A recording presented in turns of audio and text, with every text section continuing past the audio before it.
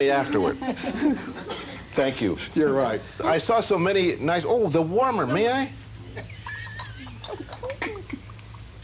Oh, it's a foot warmer. What's your name? Margaret Smith. Margaret, the Clark heater, horse and buggy days, do you know? Not really. Not really? I didn't mean did you remember horse and buggy. I remember horse and buggy days. It's a foot warmer that was used, filled with coals. Okay. See, filled with coals, hot ashes, later on even briquettes, and then you put it in your carriage and you can keep your feet warm. Isn't it something? And, you know, there's great practicality to it, even now, especially in cold winters. I think it's a wonderful item. Is there a date on it, or do you know? I don't know. May I date it for you to approximately 1860 to 1880. I think it goes back quite a ways. And it is tin, by the way. I'm going to put a value on it because it's so very unusual, of approximately between $70 and $90. Thank you. Dan and I had a wonderful opportunity to see a great collection right here in Newport.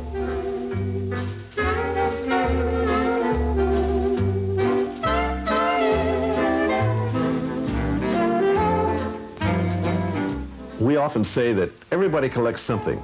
Well, here's something I'd like to collect a whole lot of: money. But of course, this kind of money has an entirely different value to collectors.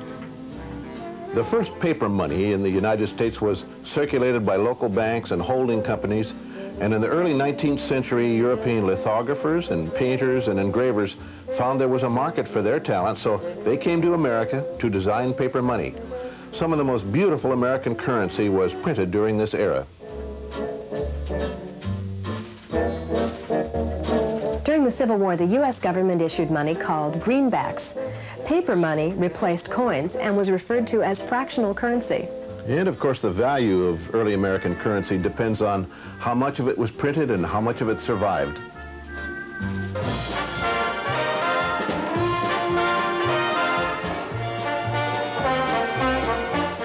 The government's been regulating the circulation and printing of money since 1862. But during the Depression, the definition of legal tender broke down. Between 1931 and 1934, local merchants associations across the country issued Depression script in hopes of bolstering their local economies.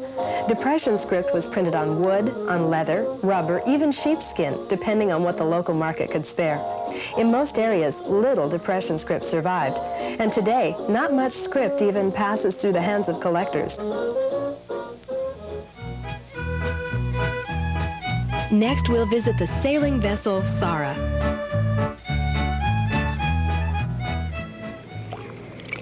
More people came by water to the West Coast than came over the Overland Trail. And I thought that maritime heritage should be preserved. And the ship was the vehicle, so we could tell this story.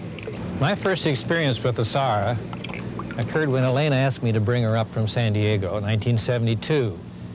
We started up and got into heavy seas. Now, I didn't know this old vessel, how stable she was. We got into 30-foot seas. That gunwale is 5 feet above water. We got it, when it hit the trough at 30-foot seas, we could look up 25 feet at the crest. On the crest, we were on top of the world. These vessels were designed for survival, transporting cargo from one place to another, the only means of getting cargo from some places to some other places. Coal, lumber, grain, cement, hay, the things that people needed to survive. The Sara is a gaff rig schooner, gaff rig. That means the sail fastens to this gaff from this boom and is raised as a square sail. When we sail with 7 people, I have 7 stations. When she sailed in the old days, it took but 4 people, highly qualified, highly skilled people. They left the wheel, and 2 of them raised this halyard, which takes care of the peak of the gaff, and 2 on that halyard raised the fore, and that gaff then went up in a square form. Let me take you down below, and I'll show you what where we live down there. This is the master's cabin. This is where the skipper and his family or his officers slept. This bell is to call the crew. This bell is to call for lunch. And this bell is for Elaine to call me. I'm the master of the Sara. We do have an admiral aboard. Her name is Elaine. And it was her idea in the first place to find and get the Sara. I was in San Francisco, and it was a cold, rainy day, and I was on the Balclutha, which is a sailing ship that has been preserved by the Maritime Association there. I was down in the hold, and I met a man in a suit, and I came around a corner, and he said, "What are you doing on this ship?" I said, "I'm here looking at the ship, just as you are." And I got the feeling that he thought I didn't belong there. And I got really kind of hurt and angry, and I walked in the rain down to the Maritime Museum, asked to see the director, walked into his office dripping wet, and said, "Can a woman from Newport acquire a sailing ship and make it a maritime museum?" And Mr. Cardam said, "I don't know why not. Sit down and we'll start planning." And that's how the whole thing started.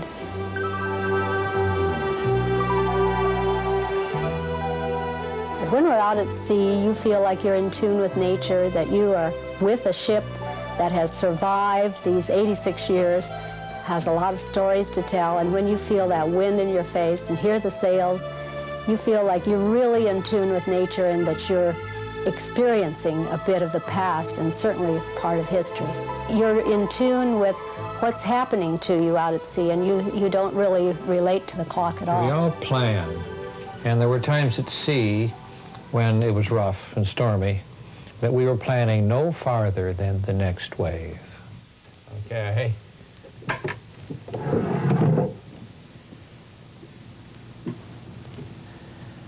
We come up out of the master's cabin to the wheel, and on the wheel, there's a reason for standing in front of the wheel on these old ships.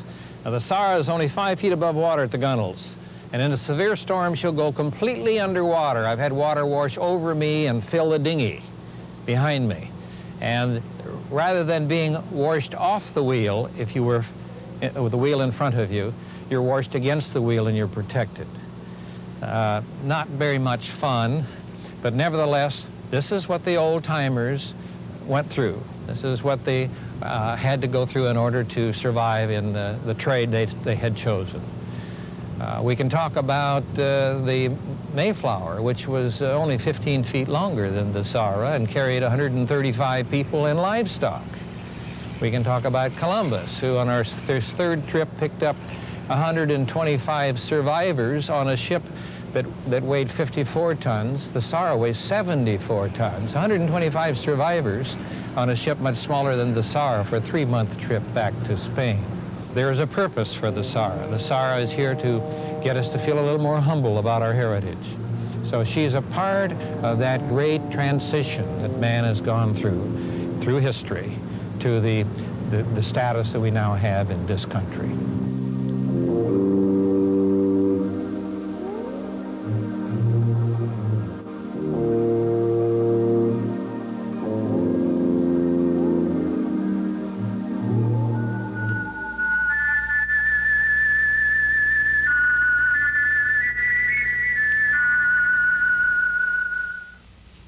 What do you have here?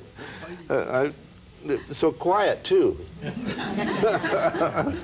Not a peep out of the dog. Isn't it cute? It's chalkware. What's your name? It's Eve Delaval. Eve, chalkware, and I can hold it like this so you know that it's quite light. Very popular, but this is popular for another reason. Anybody know why? It's Nipper. It's Nipper, the trademark dog that we all learned. Hey, I remember it real well. Some of you don't. But Nipper in this size, in the trademark for the, tell me, was this Victrola or Columbia? I just wanted to see if you knew. RCA, I have seen them in different sizes. I feel this is an original, and I would say that the value is approximately $200 to $250. The value is amazing. If we can authenticate that it's an original Nipper, that's what it would be. Quite nice. Oh, thank you. Thank you. I'm not going to lift it, but I do want to. I do want to talk to you about it. Look at that. You want to hear it? Do it.